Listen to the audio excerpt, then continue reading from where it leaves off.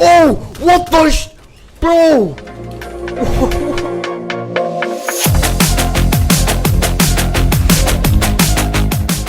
Hey, I'm Alex and I'm a student game developer, using my skills to create Paint Warfare, a game about movement and abilities, kind of like multiplayer Ultra Kill or Overwatch. Strap in, we're making some cool new content for our game, like the Thunder Gun, some voice acting, Deal cataclysmic explosion damage! a throwable banana grenade, So debated, so turned like you did.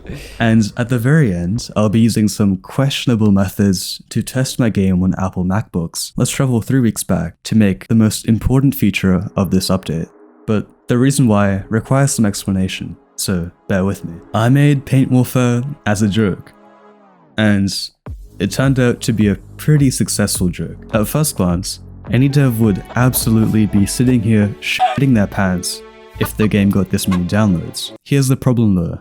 We put together this boring as fuck tutorial last devlog, and as a result, here are the number of people that quit the tutorial, which is why we need to sort this out as soon as possible and make the tutorial less boring.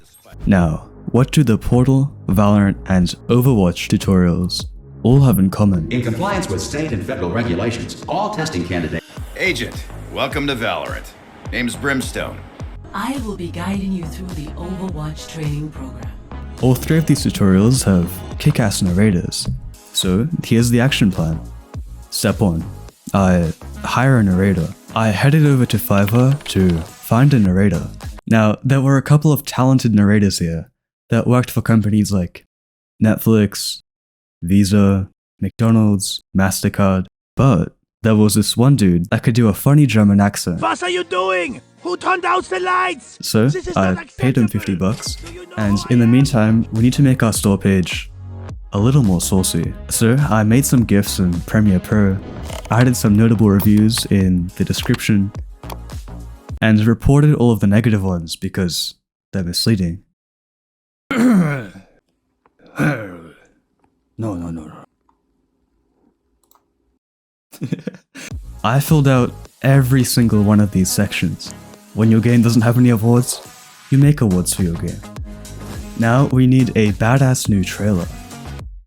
So I recorded like 20 hours worth of footage, and now I just need to edit all of this down into a nice, short 1-minute trailer.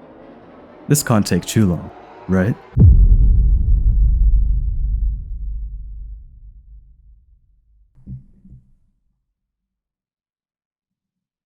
I need sleep.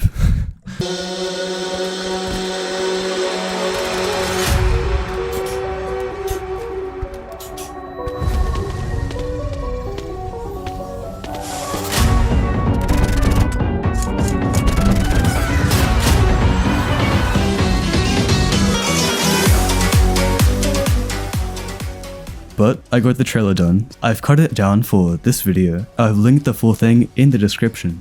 I checked back on Fiverr and the dude got back to us. Hello!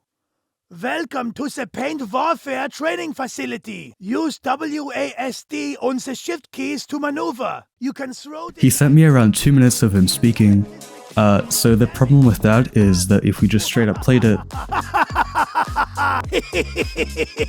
he would just be non-stop talking throughout the level. So I cut what he sent me up into a few different clips, and I used these neat little invisible cubes to trigger the different parts of the narration as you progress through.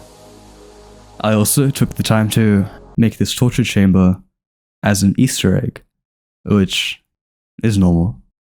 Cool. The next order of business is the weaponry.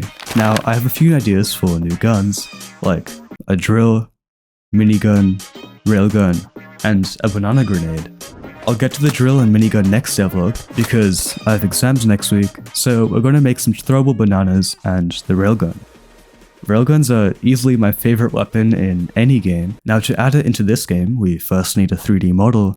I was going to make my own, but I'm lazy as fuck. So I downloaded this sick little railgun model by Slugsy from Sketchfab, did some cool little magic, and a lot of you guys were angry because it was too similar to the sniper. So we need to give it some special traits to set it apart, like making it reflect, for example. The way guns work in this game is through something called hit scan, or raycast. which means you fire an invisible line and then see what it hits. Now to make this reflect, I found someone's code on GitHub. Our code.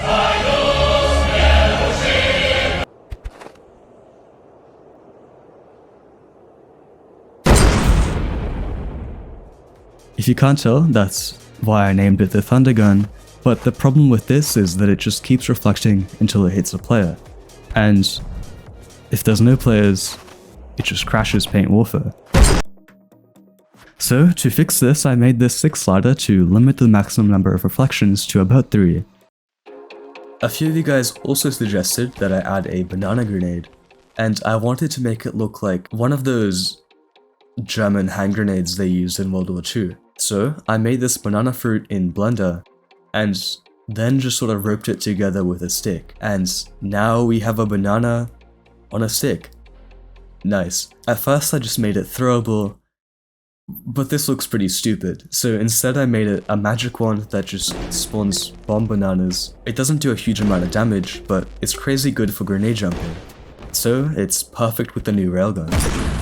Nice. Now, as our community has grown, a lot of you guys have been asking me to add M1 support to Paint Warfare, and I'm all for supporting different kinds of diverse platforms. But you know, there's just one teeny problem. I don't have a laptop to test it on, and I'm kinda broke. So, to make sure it works before I upload it to Steam, I'm going to try infiltrate the Apple Store. I uploaded my game to Google Drive,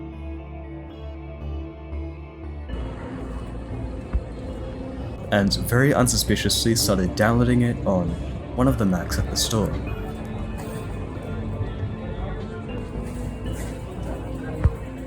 But I got kicked out. It was worth a shot. If you want to see Paint Warfare progress more than once every few months, join our Discord below.